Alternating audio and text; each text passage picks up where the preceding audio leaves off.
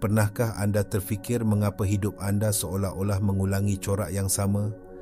Anda berjuang dengan masalah yang sama, berdepan dengan cabaran yang serupa dan merasakan seolah-olah anda terperangkap dalam satu kitaran yang tidak berkesudahan. Anda mungkin berusaha keras mengubah strategi, tetapi entah bagaimana realiti luaran anda seakan enggan berubah. Bagaimana jika saya katakan bahawa masalahnya bukanlah pada usaha anda, tetapi pada pemahaman anda tentang masa dan realiti itu sendiri? Konsep konvensional memberitahu kita bahawa masa bergerak dalam satu garisan lurus. Masa lalu telah berlalu, masa kini adalah apa yang kita alami dan masa depan masih belum tertulis. Kita diajar untuk bekerja keras hari ini demi mencipta masa depan yang lebih baik. Tetapi pandangan ini adalah satu ilusi yang membataskan.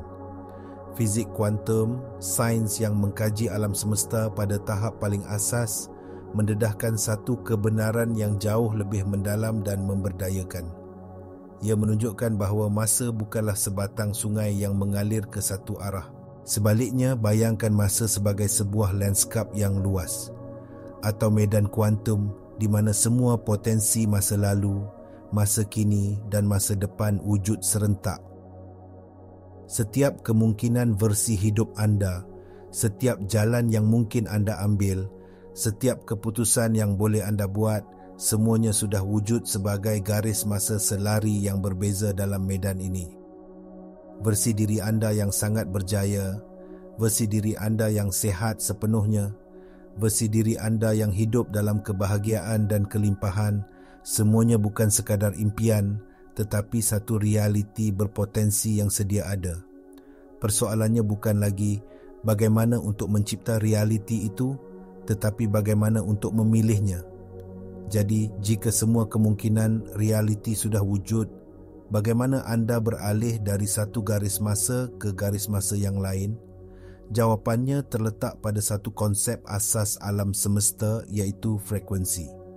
Segala-galanya di alam semesta ini adalah tenaga, dan setiap tenaga bergetar pada frekuensi tertentu. Fikiran anda adalah tenaga, emosi anda adalah tenaga, kepercayaan anda adalah tenaga. Gabungan fikiran, emosi dan kepercayaan anda mencipta satu tanda tangan tenaga atau getaran yang unik yang sentiasa anda pancarkan ke medan kuantum. Getaran inilah yang menjadi mekanisme pemilihan anda. Bayangkan anda adalah sebuah radio dan medan kuantum adalah menara penyiaran yang memancarkan semua stesen radio secara serentak. Ada stesen yang memainkan lagu kesedihan dan kekurangan. Ada stesen yang memainkan lagu kegembiraan dan kelimpahan. Anda tidak mencipta muzik tersebut, ia sudah pun ke udara. Tugas anda adalah untuk menalar radio anda kepada frekuensi stesen yang ingin anda dengar. Begitu juga dengan realiti. Anda tidak mencipta realiti dari kosong. Anda memilih realiti yang sedia ada dengan menala getaran pribadi anda agar sepadan dengan getaran realiti tersebut. Apabila frekuensi dalaman anda, iaitu gabungan perasaan dan fikiran anda, sepadan dengan frekuensi potensi realiti yang anda inginkan dalam medan kuantum, anda akan mengalami fenomena yang dipanggil resonance. Getaran anda akan mengunci pada garis masa tersebut dan realiti yang berpotensi itu akan runtuh menjadi pengalaman fizikal anda. Inilah sebabnya mengapa orang yang sentiasa berfikir tentang kekurangan akan terus menarik lebih banyak kekurangan. Mereka menala diri mereka kepada frekuensi itu dan medan kuantum yang bersifat neutral hanya memadankan isyarat yang mereka hantar. Halangan terbesar untuk beralih ke garis masa yang baru bukanlah kerana ia sukar, tetapi kerana identiti anda terikat kuat pada masa lalu. Siapakah anda? Kebanyakan orang akan menjawab berdasarkan pengalaman lalu mereka. Saya adalah seseorang yang pernah gagal dalam perniagaan. Saya adalah seseorang yang ditinggalkan. Saya adalah seseorang yang sentiasa sakit. Kita membina seluruh identiti kita di atas asas naratif masa lalu. Masalahnya, naratif ini membawa bersamanya cas emosi yang sangat kuat. Neuroscience memberitahu kita bahawa minda separa sedar, yang mengawal kira-kira 95% daripada pemikiran, tingkah laku dan keputusan harian kita tidak membezakan antara pengalaman sebenar dan imajinasi yang penuh emosi. Ia beroperasi berdasarkan program yang telah ditanam melalui pengulangan dan pengalaman emosi yang kuat dari masa lalu. Jadi, setiap kali anda teringat kegagalan anda dan merasakan kembali kekecewaan itu, badan anda secara biokimia menghidupkan semula pengalaman tersebut. Minda separa sedar anda menerima isyarat bahawa anda masih berada dalam garis masa kegagalan itu. Akibatnya, ia akan terus mengarahkan tingkah laku dan persepsi anda untuk mencipta semula keadaan yang sama kerana itulah program yang dikenalinya. Untuk memilih realiti baru, anda mesti sanggup melepaskan identiti lama anda. Anda tidak boleh memasuki pintu masa depan yang baru sambil memegang erat bagasi emosi dari masa lalu. Anda perlu berhenti menceritakan kisah lama yang menyakitkan dan mula merasakan kisah baru yang memberdayakan, seolah-olah ia sudah pun menjadi kenyataan. Kunci untuk melakukan anjakan pantas ini bukanlah dengan berfikir positif semata-mata, tetapi melalui penjelmaan atau embodiment. Anda mesti merasakan keadaan impian yang telah tercapai itu di dalam badan anda sekarang. Ini adalah perbezaan antara berharap dan mengetahui. Daripada berkata, saya harap saya akan kaya, anda perlu bertanya pada diri sendiri, bagaimanakah perasaan versi diri saya yang sudah kaya? Mungkin ia rasa selamat, bebas, murah hati dan tenang. Tugas anda adalah untuk menjana perasaan itu di dalam diri anda sekarang, tanpa memerlukan bukti luaran terlebih dahulu. Tutup mata anda dan rasakan keselamatan itu menyelubungi badan anda.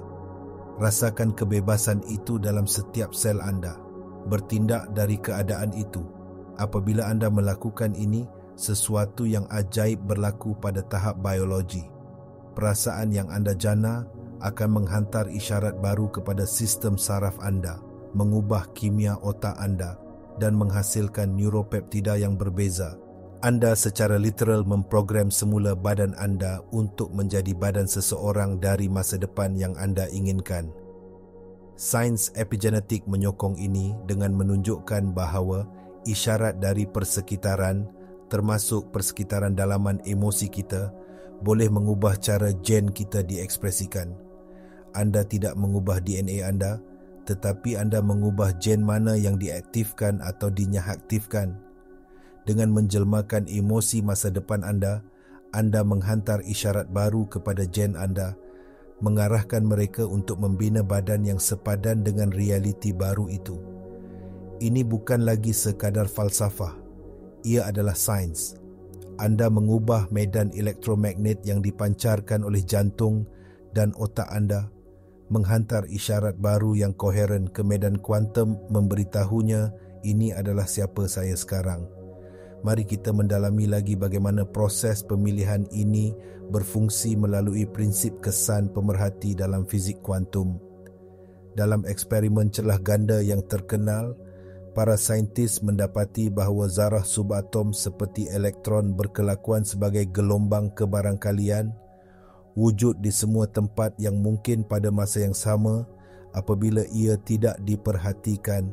Tetapi, sebaik sahaja alat pengukur diletakkan untuk memerhatikan zarah itu, ia serta-merta runtuh dari keadaan gelombang potensi menjadi satu zarah di satu lokasi tertentu. Maksudnya, tindakan pemerhatian atau kesedaran itu sendiri yang menentukan realiti. Anda adalah pemerhati dalam hidup anda. Perhatian anda yang dicas dengan emosi adalah alat yang anda gunakan untuk meruntuhkan potensi dari medan kuantum menjadi pengalaman nyata. Di mana perhatian anda pergi, disitulah tenaga anda mengalir. Jika perhatian anda sentiasa tertumpu pada hutang, pada kesakitan di badan anda, atau pada kekurangan kasih sayang, anda secara aktif dan berterusan memerhati dan memilih garis masa itu untuk menjadi realiti anda. Anda terus-menerus mengukuhkan isyarat yang sama. Cabaran terbesar yang dihadapi oleh ramai orang ialah ketidakselarasan atau incoherence. Anda mungkin cuba berfikir tentang kelimpahan, tetapi badan anda yang telah dikondisikan oleh pengalaman lalu masih merasakan kebimbangan dan kekurangan. Fikiran anda berkata ya, tetapi hati anda berkata tidak. Ini menghantar isyarat yang bercampur dan tidak jelas ke medan kuantum. Bayangkan cuba menala radio ke stesen 98.8 FM, tetapi tangan anda terus memutar tombol antara 98.7 dan 98.9. Anda hanya akan mendengar bunyi bising. Untuk menerima siaran yang jelas, anda perlu menala dengan tepat. Keadaan selaras atau koheren di mana fikiran dan perasaan anda sejajar dan menceritakan kisah yang sama adalah isyarat yang paling kuat yang boleh anda hantar.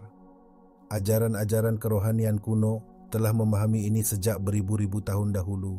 Mereka menyebutnya sebagai iman, kepercayaan atau perasaan impian yang telah termakbul.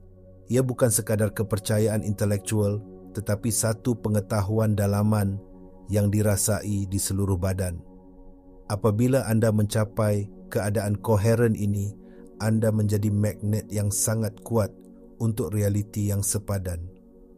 Bagaimana anda boleh mengintegrasikan amalan ini dalam kehidupan harian anda yang sibuk? Kuncinya adalah untuk mengubah rutin pagi anda. Kebanyakan orang memulakan hari mereka dengan cara yang sama. Mereka bangun, mencapai telefon, memeriksa email atau media sosial dan serta-merta mereka terhubung dengan masalah, identiti dan emosi dari realiti lama mereka. Mereka memulakan hari dengan bertindak balas, bukan mencipta. Sebaliknya, sebelum anda melakukan apa-apa, peruntukkan 10 hingga 15 minit untuk diri anda sendiri. Jangan mulakan hari anda sehinggalah anda merasakan perasaan masa depan anda. Duduk dengan tenang, tutup mata anda dan tanya diri anda, apakah emosi dominan yang akan saya rasai jika impian saya menjadi kenyataan? Adakah ia kegembiraan, kebebasan, kesyukuran, rasa damai? Pilih satu dan mulakan proses untuk merasakannya di dalam badan anda. Ingat kembali satu memori di mana anda pernah merasakan emosi itu dengan kuat, atau bayangkan satu senario masa depan yang membangkitkan perasaan itu. Biarkan perasaan itu berkembang, membanjiri setiap sel dalam badan anda. Bernafas melaluinya. Kekal dalam keadaan itu sehingga anda merasakannya lebih nyata daripada persekitaran luaran anda. Inilah meditasi anda. Anda sedang memulakan hari anda dengan menyelaraskan tenaga anda kepada realiti yang anda pilih. Sekarang saya mahu anda berhenti seketika. Pejamkan mata anda sebentar. Apakah satu perasaan utama yang mewakili realiti yang anda inginkan? Cuba jana perasaan itu di dalam hati anda sekarang, walaupun hanya untuk 30 saat. Rasakan ia. Ini adalah sauh anda. Inilah keadaan being yang baru untuk anda. Amalkan ini setiap hari dan ia akan menjadi keadaan semula jadi anda. Apabila anda mula mengamalkan ini, bersedialah untuk satu ujian. Realiti 3D anda mungkin tidak akan berubah serta-merta. Akan ada satu tempoh masa jeda. Dalam tempoh ini, dunia luaran anda akan terus menunjukkan bukti dari garis masa lama anda. Bil mungkin masih datang. Orang yang sama mungkin masih mencabar anda. Badan anda mungkin masih merasakan simptom lama. Inilah saat genting di mana kebanyakan orang berputus asa. Deria mereka menjerit, lihat, ia tidak berkesan.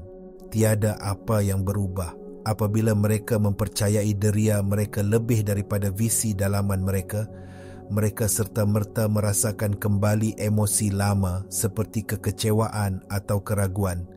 Dan dengan berbuat demikian, mereka menala diri mereka kembali ke frekuensi lama dan memilih semula garis masa yang lama.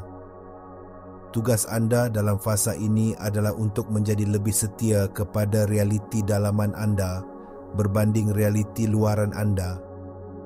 Anda mesti bertahan dalam perasaan impian yang telah termakbul tanpa mengira apa yang mata anda lihat atau telinga anda dengar.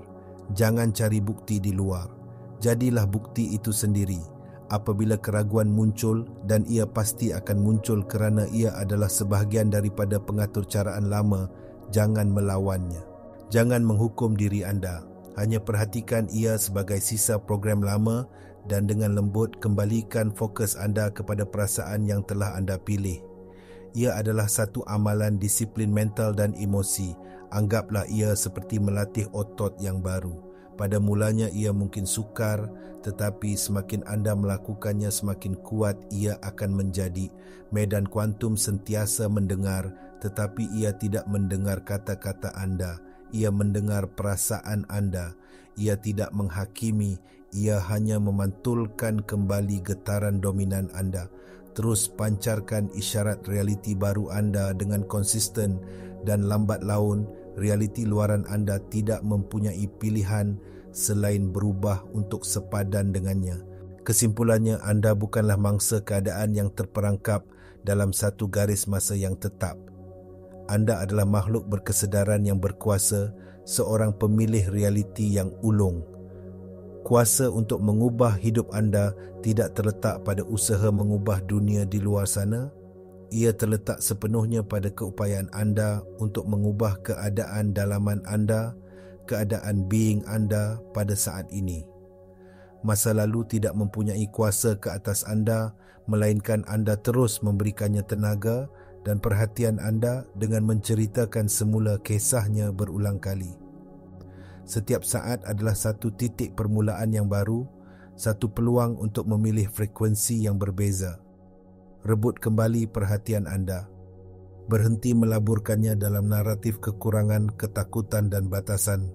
Mula melaburkannya dalam perasaan kebebasan, kelimpahan dan kegembiraan yang anda inginkan. Anda tidak perlu menunggu dunia berubah untuk merasa gembira.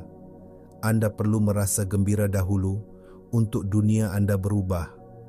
Inilah anjakan paradigma terbesar yang perlu anda lakukan. Anda bukanlah hasil daripada realiti anda. Realiti anda adalah hasil daripada diri anda. Kerja anda bermula sekarang pada saat ini. Apakah keadaan being yang akan anda pilih untuk dijelmakan sepanjang hari ini? Buat keputusan sekarang. Berkomitmen pada perasaan itu. Jalani hari anda seolah-olah impian anda sudah pun menjadi kenyataan. Inilah cara anda beralih dunia. Kongsikan di ruangan komen di bawah apakah satu perasaan yang akan menjadi amalan anda mulai hari ini untuk memilih realiti baru anda. Perjalanan anda untuk mengingati siapa diri anda yang sebenar bermula dengan satu pilihan sedar ini.